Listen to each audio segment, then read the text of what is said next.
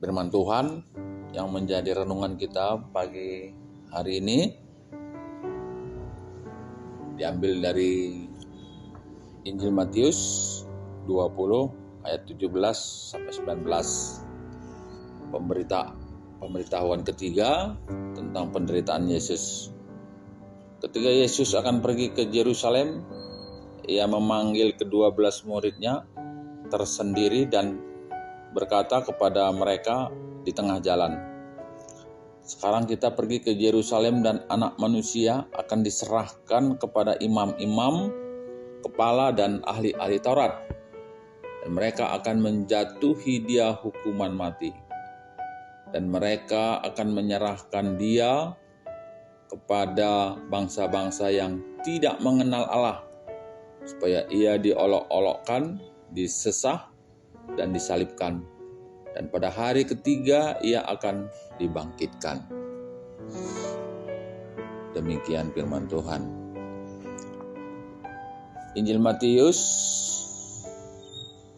bercerita tentang apa yang dilihat, didengar pada masanya, yang dalam konteks ini saat Yesus dan murid-murid, mungkin juga rombongan yang lain ada pada saat itu, Yesus menjelaskan tentang sesuatu yang terjadi yang akan datang, atau disebut dengan istilah teologi eskatologi. Dan ini bukan yang pertama tapi yang ketiga, dengan maksud tentu agar murid-murid ini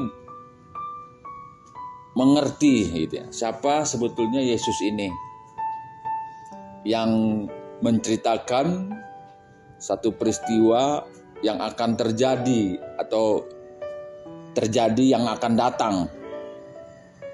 Nah, tentu apa yang disampaikan oleh Yesus ini sebetulnya bukan sesuatu yang baru di dalam sejarah Alkitab ya, ataupun cerita yang disampaikan oleh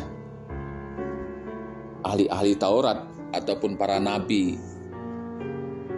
Oleh karena apa yang disampaikan oleh Yesus ini adalah rangkaian dari peristiwa yang akan terjadi dari apa yang sudah disampaikan oleh para nabi terdahulu.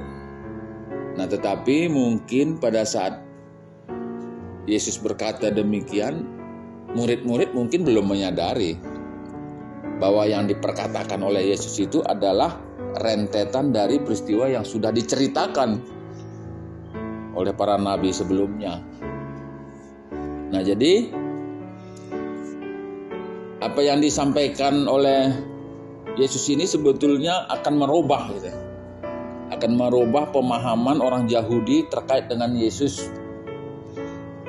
yang pada saat ini murid-murid itu berasumsi kalau Yesus ini pergi ke Yerusalem itu mungkin untuk membuat satu terobosan dalam hal memerdekakan bangsa Yahudi. Nah, apa yang mau kita lihat dari sini tentu bukan soal kemerdekaan di dalam oleh bangsa Yahudi, tapi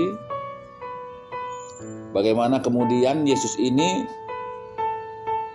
yang notabene-nya adalah utusan Tuhan.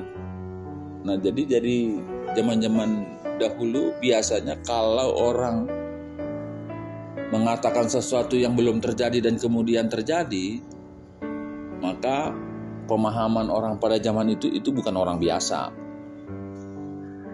Ada kuasa yang besar di sana. Nah, inilah yang kemudian nanti akan menjadi patokan titik loncat dari pemahaman bangsa Yahudi terkait dengan siapa sebetulnya Yesus. Nah, tetapi kalau kita berangkat dari Injil ini, maka sebetulnya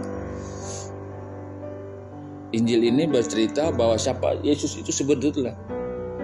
Bahwa Yesus ini adalah anak Allah, Tuhan, yang datang ke dunia dalam misinya yang singkat tapi membawa keselamatan baik yang terdahulu maupun yang akan datang. Nah, jadi apa yang disampaikan oleh Yesus dalam konteks ini sebetulnya adalah sesuatu yang dilihat sebelum terjadi, dan itu hanya ada di dalam kuasa Tuhan.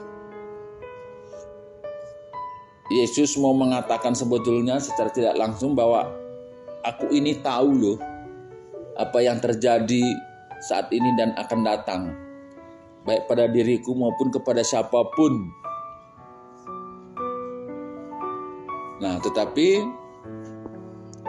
ya mungkin murid pada saat itu tidak paham, tapi kita yang saat ini hidup pada zaman modern yang sejarah Alkitab sudah dituliskan dalam Perjanjian Lama dan Baru, ya mestinya memahami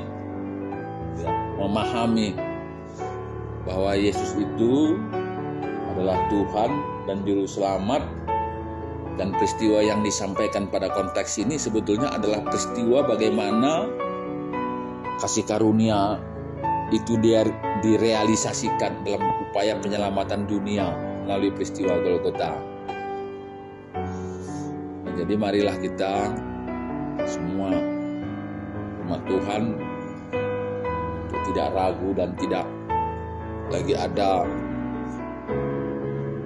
pemikiran-pemikiran yang kita dengar Alkitab itu sudah dipalsukan, cerita itu hanya sekedar dongeng belaka.